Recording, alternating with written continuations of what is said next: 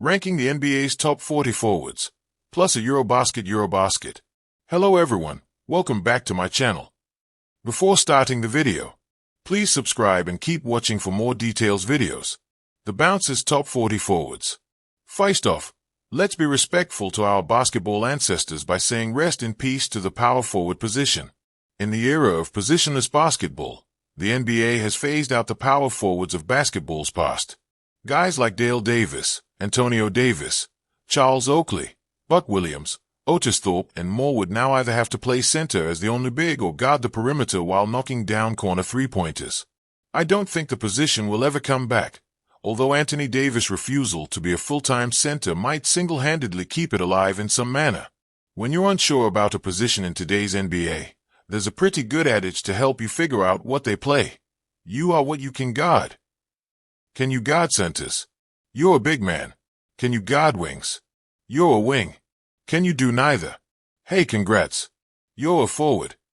Technically, it could still just be a power forward designation, but that's like calling an ATM a versatiller. You know, if we pretend people still carry cash on them. Over the last few Bounce editions, we've been ranking players at each position. These rankings have been universally accepted as flawless. Do not read the comments. We rank big men, lead guards, and shooting guards so far. Today, we tackle the forward position, wings on Friday. Some of these guys are stars who can play multiple positions but are best served as forwards. Some of these guys are boxed into this. Either way, these 40 forwards are broken down into 7 different tiers. Of course, Johnny's is in a class all by himself. That's not a knock on Tatum, Banchero, or Zion either. But Johnny's is one of the 2 or 3 best players in the world. We have to categorize him separately like we did with Nikola Jokic in the big man rankings. Tatum is staying at 2 here, despite the Achilles injury. I'm just assuming and hoping he'll get back to full strength in the next year or so. Banchero, still just 22, is on his way to superstardom. And I included Zion here, Policecar's revolving light, because when healthy, Policecar's revolving light is one of the most dynamic forwards in the game. As for the third tier, Draymond could have been ranked as a big man, but I still think is more of a forward who can play big. Randall is comfortably right behind him, as long as he channels whatever he was doing at the end of last season. Siakam has proven to be a great forward in Indiana. As for including Cooper, flag essentially sight unseen. It feels right to include him in the top 10, based on the hype. I'm excited to see what a healthy Jalen Johnson does this season, and I'm curious how Jabari Smith Jr. fits into the mix with Kevin Durant on the Rockets now. We've seen the impact Washington can have, and Finney-Smith is a big difference maker wherever he goes. If Grant stays healthy, he has played 13 total games in March in 3 seasons with the Blazers and 0 games in April. We know he can have a big impact. The Tier 5 quartet could be the difference between a big playoff run and a short one for each situation. The Bucks need Portis to be a star role player. The Pistons would benefit a lot from Harris being consistent in the postseason. The Lakers will definitely need Hachimura to stay locked in with Finney-Smith gone. And Collins. I'm not sure how he fits in LA, but they'll need him to at least get them through the regular season with health. Even though there's a logjam, I'm fully prepared for Eason to make 21st on this list look preposterous. He's one of my favorite players at this position.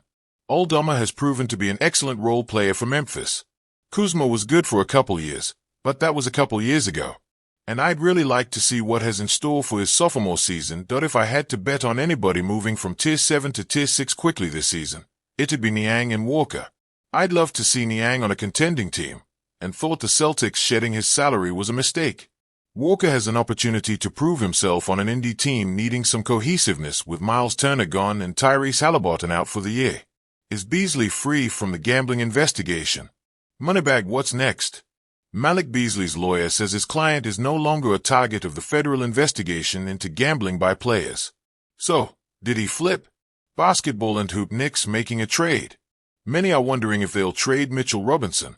Card file box # most expensive ever.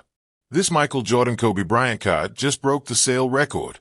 $12.9 million for this autograph patch card. Hourglass with flowing sand. Hold on. The Indiana Fever are trying to hold on until Caitlin Clark is back. Are they going to make the playoffs? Eurotrip. Let's get you ready for the 2025 Eurobasket. Have you been wondering about the next time you'll get to watch Jokic, Johnny's, Luka Doni or Vit Krejci. Just checking to see if John Hollinger is reading this. Play basketball. Think you have to wait until NBA preseason? You're wrong. Tomorrow is the beginning of the 2025 EuroBasket, and it's running for the next 2.5 weeks. You may be questioning what this is and whether you should watch it. Let me break it down for you. What is EuroBasket? It's an international tournament-style competition for 24 European countries. It now happens every 4 years. COVID messed it up a bit. It is being hosted in 4 different countries, which include Cyprus, Poland, Finland, and Latvia, where the medal games will be. It runs until September 14th. The 24 countries are broken down into 4 groups of 6 teams. After group play, the top 4 in each group move on to the single elimination rounds. Here are your 4 groups. Group A, Serbia, Czech Republic, Turkey, Latvia, Estonia, and Portugal. Group B, Germany, Lithuania, Finland, Montenegro, Sweden, and Great Britain. Group C, Spain, Greece, Italy, Georgia, Bosnia and Herzegovina, and Cyprus. Group D, France, Slovenia, Poland, Israel, Belgium, and Iceland. What are they playing for? Pride. That's literally it. Results do affect international ranking for these countries, but all 24 teams have already qualified for the 2027 FIBA World Cup qualifying rounds. So this is simply European bragging rights. Where can you watch it? There's a paid service called Courtside 1891 that has all the games. Some might be on ESPN streaming. You can definitely find them online, one way or another.